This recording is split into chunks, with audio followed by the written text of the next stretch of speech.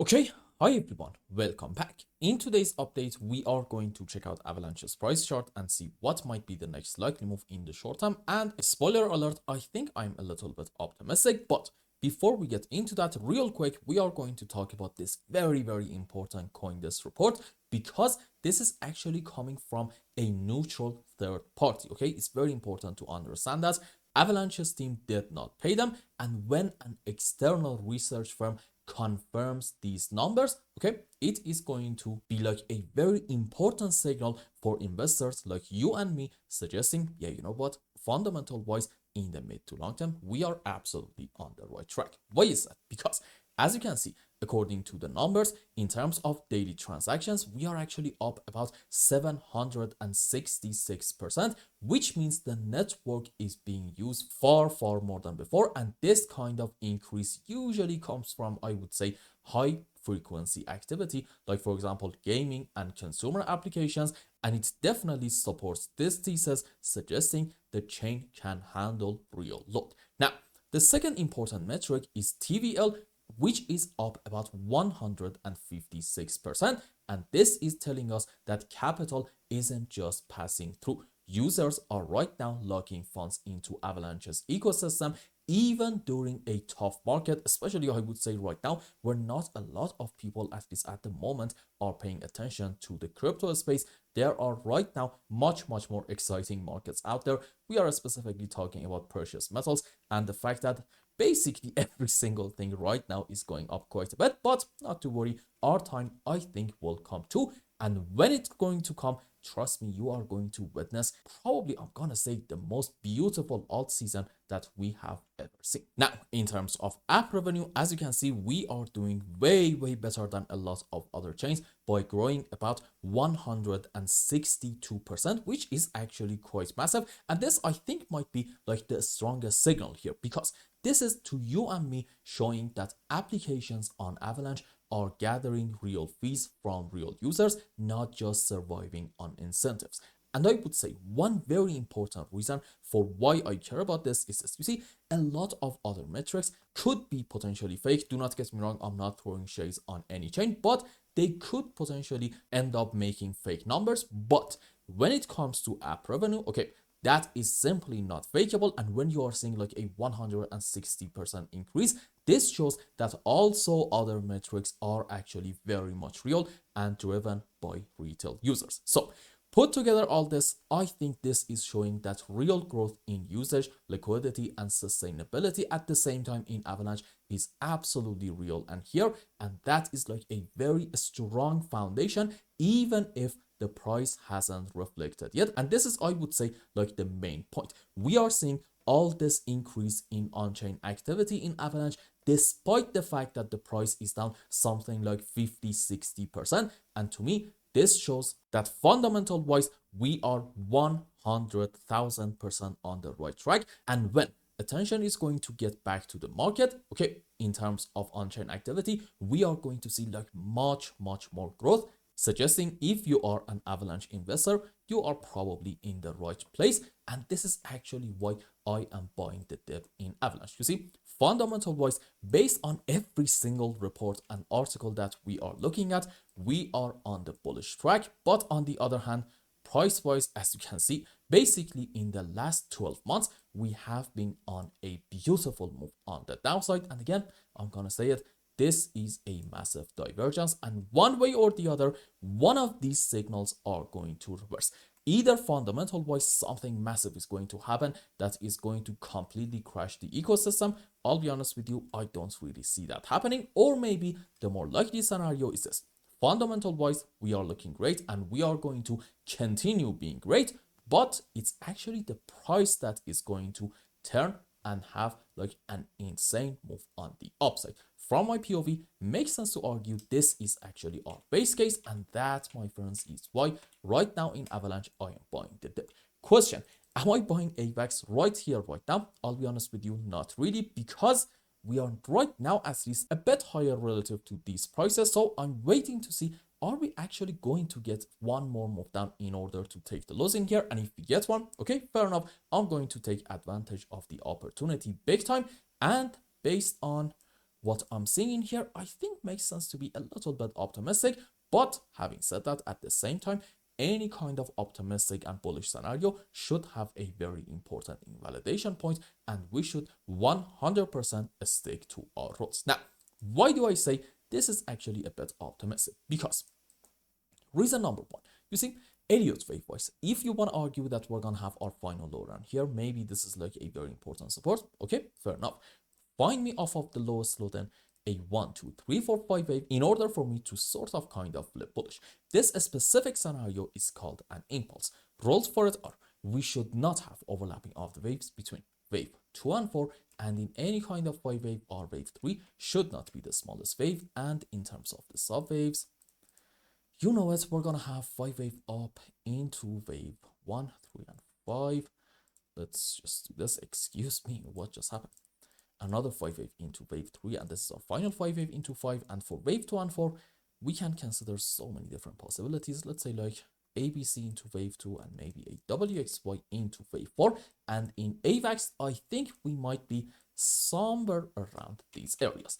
Let's go on the live chart and count something. So we talked about that in the previous video. We said we are actually looking a bit optimistic since it's very much in the cards that off of the lows, we do have like a 1, 2, 3, 4, 5 wave to about here, or maybe here, doesn't really matter a whole lot, followed by that a bit of a correction structure on the downside. And now I'm gonna argue maybe this was our wave 4, this was another move up into wave 5, and starting from this point, this was ABC down into A, ABC up into wave B to about this point, and then 5 wave down into C. And essentially this is like an ABC running flat. And what do you have in here? I do think it makes perfect sense to argue this is yet another 5 wave on the upside. However, I do not believe that this 5 wave is on the same degree as this one right in here. Why is that? Because you see, in this move on the downside in Avalanche, we are actually having overlapping of the waves between this and also this wave. And to me, it makes perfect sense to say, yeah, you know what, maybe these are a series of 1-2s. This can be 5 up into 1, correction for 2, and what's next? Good move up into wave 3, 4, 5, and on a higher degree, maybe this is going to be into this larger degree wave 3, correction for 4, and then again, yet another move on the upside into wave 4. So as you can see, absolutely, we are having some optimistic signs. However, I would argue these signs are right now at least not necessarily enough. Let's be a little bit more patient and wait and see, are we going to get these moves on the upside with a strong momentums or not? If you are going to get one, great sign. At that point, we can be bullish with more confidence. And you might ask at this point, well, okay, does that mean that maybe right around these highs, we are going to miss the absolute lows? Not really. You see, after a 5 wave up, even according to the most bullish case, what are you going to have? You know it. You are going to have one way or the other a bit of a pullback down. And fair enough, if in this phase we see the proper sub waves, this can be a great buy. And I would say from my POV at least, mainly long opportunity, in hope that we end up having a great move on the upside in order to hopefully reclaim this important level and go above the higher band of it around, let's say, $19.5 region. Basically, if you only care about classic technical analysis, meaning support and resistances, again, I'm gonna say it, you are probably better off just waiting a bit more and see, do we have enough power to reclaim this level or not? If we do, most likely at that point, the bottom is set. Now, for like very short term, what can we expect next in Avalanche according to the bullish case, and what is it that we should not see?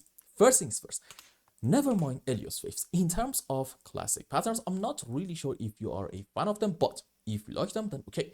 You really cannot deny the fact that this does actually look a lot like a beautiful head and shoulder structure, and also technically you can argue this might be our initial breaking phase, this is our pullback, and then a continuation of the move on the upside. And because of this in Avalanche, we can expect a bit of a move up to work. But according to this and this pattern, only Elliott wave suggests actually something completely different. According to the bullish case, our targets in that case is going to be like a bit higher.